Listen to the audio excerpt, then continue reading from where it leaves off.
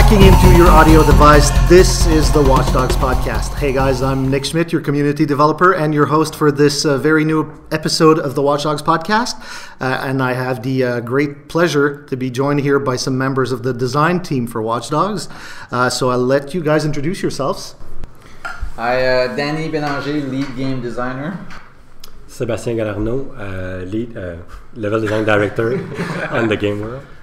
Pierre-Yves Savard, level design director. And I'm Alexandre Forêt-Boucher, production manager for the mission team. Trader. Right. I don't know what that's about, but I guess we might find out. Yes, a manager title. Oh, right. Yeah. Everybody will be against me now. All right. All right. Well, thanks to all of you for joining us. First of all, I'd like to just do another kind of a quick round table and just go in a bit more details in what you do and what you did on Watch Dogs. Danny, start with you. Well, from my perspective, we take care of all the mechanics. Just to be clear, there's a team of game designers, and everybody has a certain task they're taking care of. For example, driving, AI, shooting, hacking, living city, multiplayer. So all of those are divided amongst a few people. The way I think a good image is I work on the ingredients of the game. So my obsession is making really good and strong ingredients for the level design team to work with. I think it's a good image. On my side, my primary role is pretty much to make the bridge between the creative direction of the game and keep my level designers informed of the creative direction, but also support them to make sure everything is pretty much even and followed. Well, we did the level designers for every location of the game, and also the entire world basically.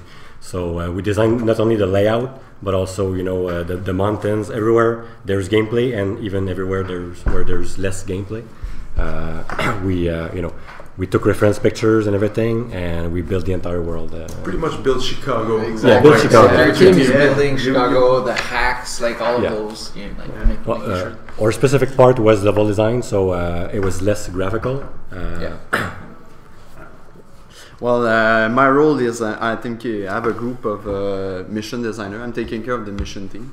So I have a group of mission designer, and what we're doing on that team is we're taking all the ingredients done by the game designers as well as the narrative, pretty much like all of that, and we're creating the experience for the player. Okay. And I'm making sure, similar to what Seb is saying, I'm making sure that everything is done on the mission team fits the high-level vision of the creative direction, so that everything's in line and fits the theme of the game. Yeah, well, and on my side, in terms of management, for the management part, I'm pretty much playing with Excel and Jira's. No, seriously, the idea is to build a plan. We have like a big creative vision, and we need to make sure that everything delivers on time. We have like specific sprint. So I love to think that like PY will have ideas. He has the vision for the mission team, and we work together, making sure that it happens. So that the mission designer are working on the right thing at the right time. And that's pretty much my day to day. They always change idea. They make my life miserable. And you make beautiful. You always find time to squeeze the idea. Yeah. So there were some mentions about missions a lot here. We're about just over 2 months when we're recording this. We're just over 2 months before the game is released. What can players expect in terms of missions? Now, is that too broad of a question to ask? It's a bit broad, but let's say in general, for sure, is pure awesomeness.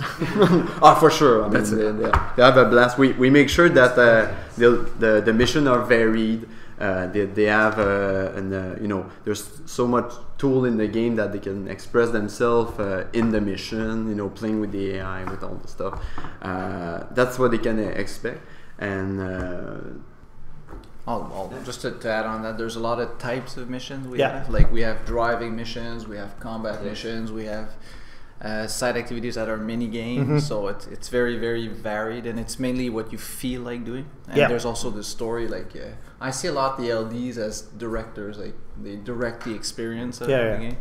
So there's a narrative, there's a story. So you, as a player, you have a choice to do, you know, whatever you want on top of that. Okay. There's online, which is different working, different people and different but experiences. But also, it really blends in your general experience. All right, and obviously, I'm not a designer of any kind, but to me, it's baffling how. Basically, the question I'm asking: how does one design for a game that's so massive, that's such a big game as Watch Dogs? How do you even begin to think of designing a game like that? Oh, I can start, but Yeah. I mean, I mean it's very iterative. Okay. I mean, it doesn't. It's not. It's, you know, there's not. There's Watch no Dogs magic Bible, recipes. No. and then you like 4 or 5 years ago we have the Bible, and then the Bible is done. It really doesn't work like that. Is you create a mechanic, we all play it, we don't like it, you know, it's is it good, is it not good? Yes, it's good. And then, you know, and the ideas come from everywhere. Like so many people come and jump in and say, oh, that would be cool to do this. Well, that's a great idea. And you So just try it, exactly. and if it fits, if it sticks, you do it, and if Exactly. it doesn't, For instance, people working on the world team can suggest stuff to the mission team because you know they know the layout much better than the mission team, and vice versa. So we can help each other like that, and that's what makes the game better every day. The key is really communication. I mean, we have to have an open-minded to the idea. There, we have suggestion, and like Danny's saying, it's a lot of iteration. We always try to push the idea a bit further just to see what we can do with it. And inversely, if something sucks, we'll just say that's bad. You That's know, bad, that and sucks, just and then scrap we it, want to and we're remove it, done. and you know it comes from everywhere. And when it's good, okay, great, we have this small idea. Like some of the side missions came from small ideas. all right. Like this is the VR puzzles. I mean, you guys did a prototype, and then it was super, I mean, low tech and like hacky, but it was okay. This is super interesting, and we just went with it. And The thing is, sometimes the prototype we show it, and it's at a rough level, but it gets people excited. You know, when they see the potential, especially designers see the potential, and they after that artist comes in and programmer, everyone gets excited about that, and they. I don't, how does the manager fit into this? Yeah, that's exactly the thing that what's make it complicated. It's not like you have like your proper planning. Say, oh, we'll spend X amount of time on one specific mission, and then it's going to be done, and we'll jump to the other one. It's really not. Yeah. It's just random numbers. No, the thing is, we need to plan for iteration. So we need to have like what we call an L1. We need to have like the mission structure, and when it's ready, you need to have the right people in the room, have them played. They get review. Sometimes it hurts because we need to break stuff. We do it all over again. But in the end, it's the only way that you'll get like really, really good, like polished game, varied gameplay. Because even if you think about it, you play one specific mission at a time, maybe you'll find that it's a great experience. But once you play everything bunched together within the mission flow, you'll see that maybe there's a problem here and there. Too many driving at some point, too many high peaks with combat and stuff like that, and then you need to mess around and move stuff around. So yeah, again, it's never really. There's always a little way you can polish and improve each of the mission. But Well, you play a lot of games, so when you're excited about the idea, you're like, oh yeah, I'll find time. No, exactly. It's pretty much, well, my job is to challenge a little bit, because obviously I want to ship the game at some point. You know, it's a valid objective, but yeah, mostly in the end. Like right now, obviously we're in closing, so Yeah. The game is really massive, and the thing is, if you try to do too much, you don't have an experience that's as polished as you want. Okay. So you have to pick the right amount, and I think we were lucky to have a pretty significant team. It's a pretty big team, so we can do a lot to a good level of quality, and it was step by step. Yeah. So when you mentioned the massive game, and it is a massive game, but in level design terms, I mean, it's not level designing as I or I think a lot of people would think, as in there's no start and end to a level. It's a big open world. So are there any challenges? Oh yeah, definitely.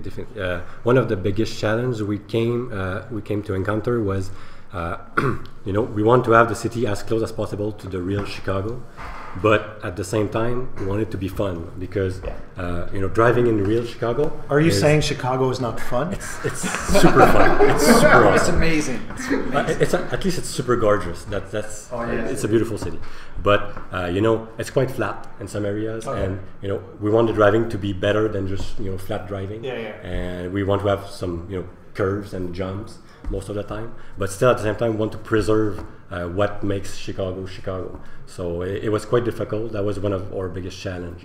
There are some areas that you just cannot change, near the Chicago Theater, around the river, but around these the surrounding neighborhoods, we let ourselves out a bit more on that. Okay. From a gameplay perspective, it's open world gives more options to the player. Yeah. So it's much more complicated because if you make a game, you arrive in a corridor. Well, you know exactly what's going to happen. But in our games, we have like control centers. You can arrive 360, and like PY will go all crazy and jump in the area with a truck. So he's like, I did that. So we have to. And how can we support this? And people doing crazy stuff because they can. Yeah. And that's the fun of it. We have to support the guy that just rushing in a car. What happens to the AI when you rush in with a car. So I guess basically the frame of mind that you went into is being able to enable all of that crazy behavior instead of containing it, right? Exactly. Yeah. It's that's what I think it's enjoyable in the game is that when there's a certain level of chaos that the player brings in it, in the game, as well as the system. I mean, it's that interaction between the system and the player that creates a memorable mission. Yeah. And you don't want player to do every time the same thing. You want some player to hack and do everything by hacking. Some player, just Rambo style. Mm-hmm. But even within these way of doing the mission, you still want diversity. Yes. You want the AI to react differently every time. So yeah. It's actually very challenging to get the players to be creative. Really? It sounds easy, but if a player can solve his problem in one way, he'll tend to repeat using that way. So for us, giving options, giving a lot of hacks, changing the AI, making some noise in the system, I think it really helped bringing players to a certain creative level. Like Alex has done a lot of experience in playtesting. He can add to that. But yeah. I can.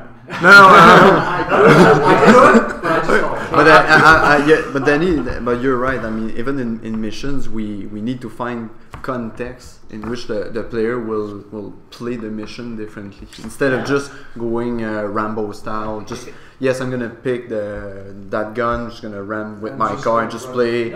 If something or any other tool basically, because if I think of other games, when I play personally myself, if I play some game that has a very powerful tool and I find a nice way to use it, sometimes I'll use that tool all over. Exactly. People tend to try to be efficient trying to be efficient in their gameplay. Sometimes they just really enjoy it because they want to complete it as fast as possible. By creating the most chaos as possible, destruction as possible. Exactly, but it's really hard and it's challenging for us. But again, I think we delivered on that. It's not like there's one way. There's a lot of. I see, we get some videos from playtest. Sometimes it's like, oh, look at this bug, but in the bug, there's an awesome behavior from a player. Okay. Yeah. Like one guy will combine, like a hack and bringing one of our enforcers with a lure, and they're like, oh man, that's awesome. Like the guy who jumped down a building on a train and hacked the train. I was so amazed by those. That's the fun part, is that the rule of the game was created, but it's all those emergent things that we notice from just bugs or just from playtest videos that we're watching, and we're like, that's very cool. The player played it that way. We didn't think about that, but it's super awesome. I think Alex is right. If they, if one solution is working, why would they change? So we have to make sure that we provide them with a lot of options and easy options, and for them to start being creative and using it, which also means our AI is quite dangerous. Oh yeah, that's true, and I think it's fine. It pushed the players sometimes to just not use brute force. I got really my ass kicked playing the game today, and I was like, okay, let's not try the run and take down the guy with my baton. With my baton, clearly using hacking as much as possible. You can toy around, you can send them everywhere, and it's quite funny. It's a lot of fun, and you feel. It really do. You feel brilliant. It's like you play around with the AI, you complete your objective, you just get out unnoticed, and it's just a real. It feels good. You mentioned AI a bit. So do you guys have some incidents on AI, or because in my mind AI is a programmer? No, it's a teamwork. It's a teamwork. So again. we do build the system like it's a combination between design, programming, and level design. All right. Mainly, and we have an intention, we have a set of rules, we work with the programmers to do those rules. These level design puts it to the test, and they'll say, oh, this doesn't work for this situation, and we want to do this thing. And we work a lot back and forth on. And we will want to add new behaviors also, like just patrolling, different ways of patrolling, different ways of waiting, different ways of attacking the player. We'll often suggest that to the programmers and the design team. Something very complicated in Watch Dogs is you can hack, and I think people might not realize it, but you can hack all these things, and you're not there. And the AI is reacting in the environment to people being, explode and move around and search. So we need to create this system that kind of makes sense without you being there, being in the environment. So you can't really be detected, but you're they don't making know. That's the fantasies. You're the guy in the shadow hacking these things, and it creates a super difficult. Yeah, that must be really challenging. Very fun, very empowering, Yeah. but also it's complex. There's a pleasure at just watching the AI, trying to search for you by just hacking all those things and they react to it. You just go through all of the cameras and then you hack stuff and you see how they react, and then they form a pile of AI somewhere, and then you go, oh wow, they're just underneath the crane, and then you press the button. Bonus. Bonus. It's some things you didn't plan out at the beginning, but without even being in the layout, you create new gameplays. And that's for me one of the core things of building this IP is that dynamic between hack and AI, and what you can do and how the toy will react to you is probably the most unique thing. And I've mentioned this before, but I honestly think hacking can be mastered because you can do mistakes in hacking. Okay. If you do something at the wrong time, oh damn, and then you can't really. You can attract an AI on you. You can make him turn around. Oh, damn, he's looking at me. So, you have to get into the system and understand it. And then understand you can, what does what. You can master hacking, which I think is super interesting. Like, when you drive, you try to escape. We have the blockers. But if you don't time it right, you'll block yourself. Yeah. So it happened to me. But that's... And we said, oh, should we remove it? And the answer is no. No, because if you remove it, then it's win button. Yeah, exactly. You don't want to end up with a win button. Yeah, it needs to have that level of strategy. When do I do it, and which area should I use it? You can become good. That's the thing. It's really effective. All right, so obviously, Watch Dogs is a massive game. There's plenty of stuff to do. It had to be challenging at some point designing some stuff, or just in your day-to-day work, you had to had some challenges that you were able to overcome. What were the main challenges, or something that you're super proud that you've been able to achieve in the game? Alex, you want to start? No, absolutely not. I want to hear what you say first, and then I'll jump in. There's so many that. Management I think first there's a lot of interactions. Yeah. So I think one of the biggest challenges is finding the right place for these interactions in the game. What I mean by that is you can play stealth, you can play combat, you can drive, you can hack, and you can do all these things. But if I put a hack in your hands that, for example, will shut down all the lights in the city, I mean, it's very powerful. Yeah. But there has to be attention associated to it. So you have to use it in a way that's efficient. So the challenge was for all of these hacks finding the right spot. And furthermore, as a player, you can play. We use it a lot. The term bottom up, meaning it's from a gameplay perspective. You can be stealth, you can be action. we have to have these hacks that are useful for all these different types of players in all these conditions. So for me, making these work, it took a lot of time, and I think that was the greatest challenge. Yeah, sometimes some of them are really strong, like the gates or the bollard. Or So making the AI be smart, and then this DOS is also a police system. Well, we need the police to be able to use it, and how much time does that give you? So it's all they have to go around. All these dynamics that it took a lot of time. A lot of fine tuning and a lot of to put the right piece of puzzle in all the gameplays to give you a good advantage, and make it interesting and fun. Our AI, they're not robots. We we want them to be a bit chaotic. They will not always react the same way. They'll display emotions that might attract someone else, create another hack. So all of these were fairly challenging, and I think hopefully you'll enjoy it when you players try it out. So. For me, actually, also is part of the challenge. It's a more general thing. Is that building everything from scratch and thinking about those simple questions. Just about the AI, we had to make sure that our game space, serve the AI. I mean, that to create a game space so that the player and the AI can evolve. Kind of like an arena. And I'm also thinking other stuff, like very simple things. For just an example, the width of the road, stuff like that. I mean, we had to, even like the smallest, we had to insert the smallest question. How much space between two cars? Exactly, just that. Really? Yeah, but I mean, which car can pass between two cars? Okay, well, I guess, it's something to think about. And we had to imagine that, take the question further and think, okay, that space, and now when they're chased by the police, does it feel good? And I mean, it's all those simple questions that's why that's the challenging part was there was just a ton of it, but in the end I think it was a good decision, I think. And also like I mentioned earlier, taking an area, a layout, and let's say the Hancock Tower, you want to do gameplay there, but you have to still keep the feel of that tower, but you need to add covers, you need to add more ingredients to it that are not necessarily in the real Chicago. You want to keep the look of the area, but make the gameplay fun. So that was a big challenge also. On my part, those guys are pretty much my main challenge in my day-to-day job. No, I'm kidding. Seriously, I'm kidding. The idea is that in terms of management, you want to finish at some point, and those guys really play the game a lot, and they always have good comment.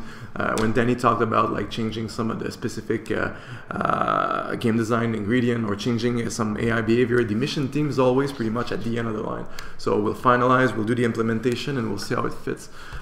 So every time a decision like that has been taken, you need to see how do we fit that within the pipeline, how many bugs we'll create, we will have time to polish, because the thing is, we can still fine-tune some of the stuff even right now, but at the cost of what will be broken at this point if we do this, and we need to take that into account, and just making sure to be smart. We really talk a lot about it. When there's a decision to make, we go see, okay, what do you think about this? This, because we want to pinpoint the problem we're trying to fix, because if you do too much, you might break other stuff. So what are we trying to fix? This specific thing. Okay, this is how we think it's going to be fixed. What do you guys think? And we discussed, and if you guys say no, it's going to be worse, then it's a big. There's a lot of back and forth. So you guys really always work hand in hand. There's no one seller. Communication is key for all departments. It's not always easy with a few hundred people working in the team. So it's more important to really pinpoint what is the issue than to have an idea. Because if I come with an idea, let's make this gun fire rockets to satellites. The question is, why? Yeah. What is that going to do for the game? I'll tell you why, because it'd be cool. That's why. So see, now we have to do a full satellite system. It's complicated. Right. No, but the thing is, what are we trying to achieve? And then when we all agree, it's true, this is a problem, for whatever reason, there's a problem, then okay, what is the best solution that will really fix it without, breaking? So you're problem fixers. We do. We do.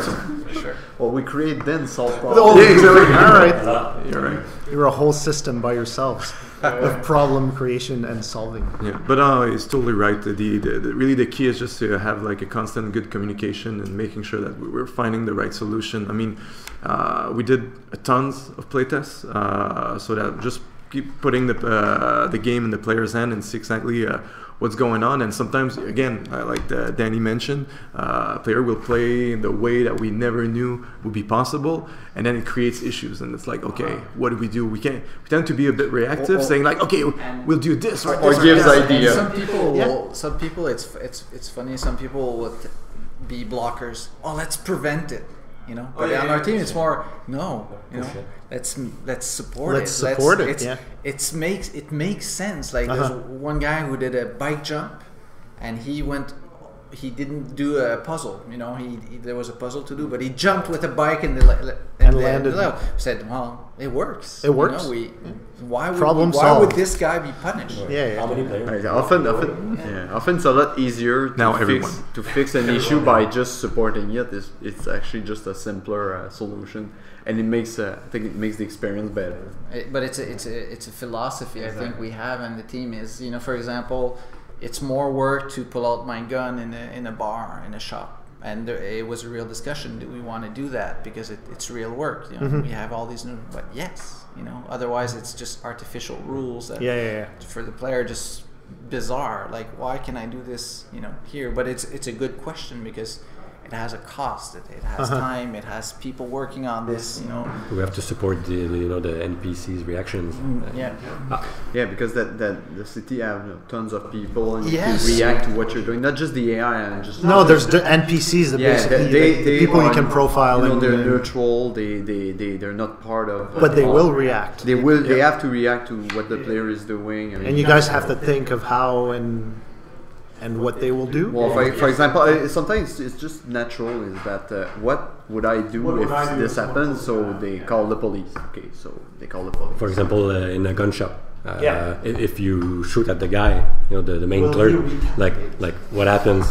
Can you buy guns again? You know, so that's a very valid question. Exactly. So we try to support as much as we can on all of those without unbalancing the game. Yeah, you know, so definitely keeping the game consistent, but it's more work, more time.